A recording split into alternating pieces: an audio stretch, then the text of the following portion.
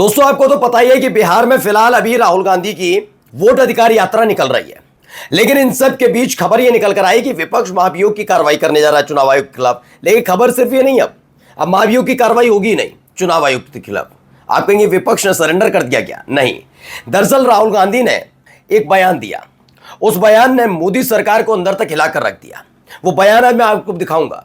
दरअसल वो बयान नहीं है सिर्फ, बल्कि उस बयान के साथ जिस तरह से जनता ने समर्थन किया और जुड़े, उसके बाद आगे आकर अब यह कहा जा रहा है और यह दावा किया जा रहा, सूत्रों के हवाले से खबर है कि महाभियोग की कार्रवाई विपक्ष नहीं करेगा, बल्कि खुद मोदी सरकार ज्ञानेश कुमार को हटाने जा रही है। जी हां, आज की बहुत बड़ी खबर आपको बताने जा रहा हूं। ज्ञानेश कुमार के खिलाफ खुद मोदी सरकार कार्रवाई करने जा रही है। वही मोदी सरकार जिसने बड़ी हसरतों के साथ ज्ञानेश कुमार को मुख्य चुनाव आयुक्त बनाया था। आज आपको दिखाऊंगा वो कौन सा डर सता रहा है नरेंद्र मोदी साहब को, कौन सा डर सता रहा है मोदी सरकार को, जिसकी वजह से अपने लाडले, अपने दुलारे ज्ञानेश कुमार को खुद हटाने की तैयारी कर रही है सरकार। नमस्कार, मैं हूं प्रज्वल गौतम और आप देख रहे हैं DS4 न्यूज। आपको तो पता ही है भैया, जो इलेक्शन कमीशन का प्रेस कॉन्फ्रेंस हुआ उसने छीछल इधर तो करा दी।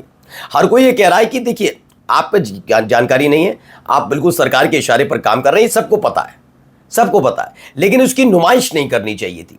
ज्ञानेश कुमार ने वो करके नुमाइश करके अपनी तो छिछलेदर कराई।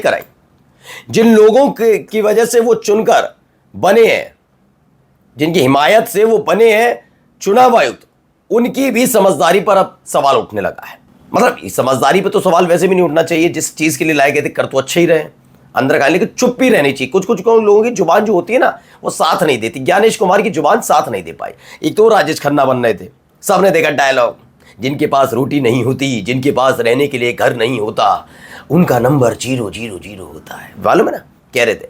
अब ऐसी स्थिति 000 वाली कहानी सुना रहे थे, धमकी दे रहे थे 7 दिन में हलफनामा दो वरना देश से माफी मांगो, हम अपनी माँ बहन बेटियों की क्या CCTV फुटेज मुहैया करा दें क्या। सोचो, ये इस मानसिकता का व्यक्ति है।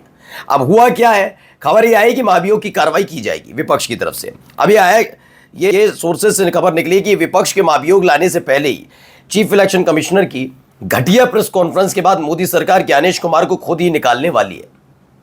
दरअसल निकाले बहुत बड़ा बवंडर तो खड़ा हो गया। जो बात अब तक चोरी छिपे शांति के साथ, मतलब एक तरीके से सिर्फ आरोप लगाया जा रहा था, खुद ज्ञानेश कुमार ने आगे आकर सबूत दे दिए कि जो तुम आरोप लगाते हो ना दिन रात मुझ पर कि मैं सरकार का हितैषी, सरकार के लिए काम कर रहा हूं, वो आरोप नहीं है, सच है। ये खुद आगे आकर सबूत दे दिए, किसने? ज्ञानेश कुमार ने। और इसने फजियत करा दी मोदी सरकार की। क्योंकि देखिए, आप चाहे आप कितना ही बोलचाल करते रहें, या तो पूरी तरह से तानाशाही कर लिए देश पर कि चुनाव ही बंद करा दीजिए, या फिर चुनाव होंगे और निष्पक्षता का अगर तमाशा भी करेंगे तो आपको तकरीबन 50% तो निष्पक्षता रखनी होगी ना, 50-60%। और वो 50-60% आप पर भारी पड़ जाएगा, कि 40% आप अपने तरीके से चुनाव जीतने के लिए दांव पे चले, लेकिन 60% जनता अगर आपके खिलाफ वोट देगी तो चुनाव हारोगे ना आप। तो वही स्थिति है। मोदी सरकार कह रही है कि भाई ये तानाशाही नहीं आई, अभी तुम्हारी हरकतों में तो चोरी हमारा खेल चल रहा था, मजे चल रहा था। वो वोटर वहां भी डालता था जब महाराष्ट्र में चुनाव होता था, उतर के बिहार में आ गया, हम सब कुछ ठीक ठाक कर रहे थे। ज्ञानेश कुमार ने अपनी प्रेस कॉन्फ्रेंस से रायता फैला दिया। खैर, कार्रवाई होने जा रही है, ज्ञानेश कुमार हटाए जाएंगे।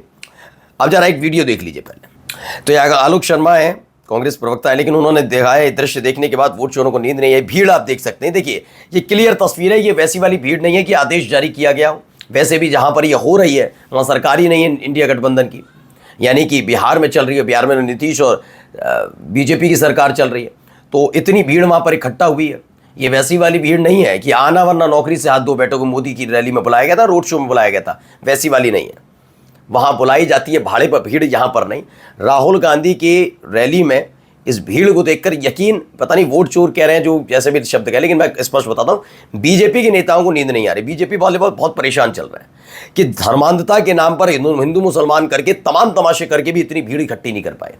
ये दोनों के दोनों, राहुल गांधी और तेजस्वी यादव ने बिहार में एक सियासी तूफान ला दिया। अब पूरा देश जुड़ रहा है। पूरा आप देखिए, राहुल गांधी के हालात आप देखिए, पूरा देश जुड़ा। और अब इलेक्शन कमीशन के खिलाफ ऐसे टूट पड़ा है कि इलेक्शन कमीशन को अब आप कहीं भी जाकर देख लिए, मुझे मालूम है जो मेरे को सुन रहे हैं, देख रहे हैं, वो भी ये बात को मानेंगे कि हाँ, परिवर्तन तो बहुत जबरदस्त आई। यही अगर यही चीज 2014 में या 15 में या 16 में हो रही होती तो अभी भी राहुल गांधी को कोसा जा रहा होता और निष्पक्ष बताया जा रहा होता चुनाव आयोग को। लेकिन अब चुनाव आयोग की हरकतें, सरकार की हरकतें सबके सामने आ चुकी हैं।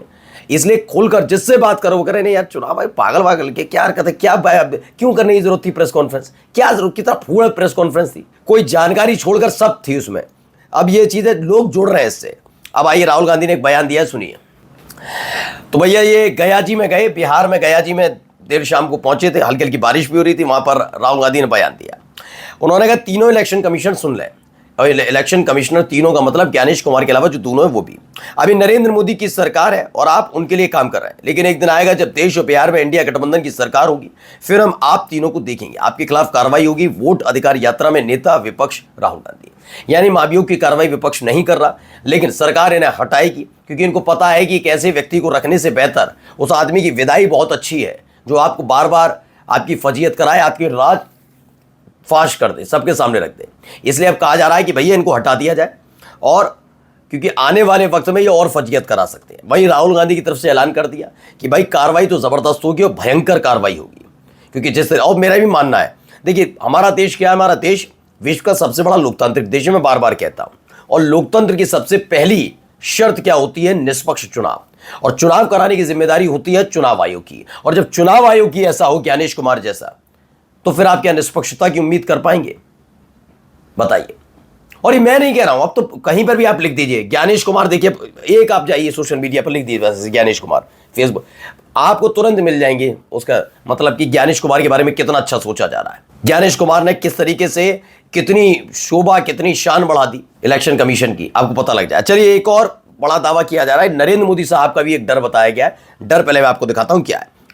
दरअसल अभय कुमार दुबे हैं, ये आनंद वर्धन सिंह के साथ बातचीत कर रहे थे, इन्होंने एक बड़ा दावा कर दिया। अभय कुमार दुबे वरिष्ठ पत्रकार है, उन्होंने कहा मोदी जी एक बात से बहुत डरते हैं। क्या बात है? वे जानते हैं कि जिस दिन सत्ता से बाहर हुए उस दिन अमेरिका से लेकर भारत तक उन पर इतने मुकदमे होंगे कि उनकी जिंदगी मुकदमे लड़ते हुए और जेल जाने से बचते हुए बीतेगी। ये बात सच है क्या?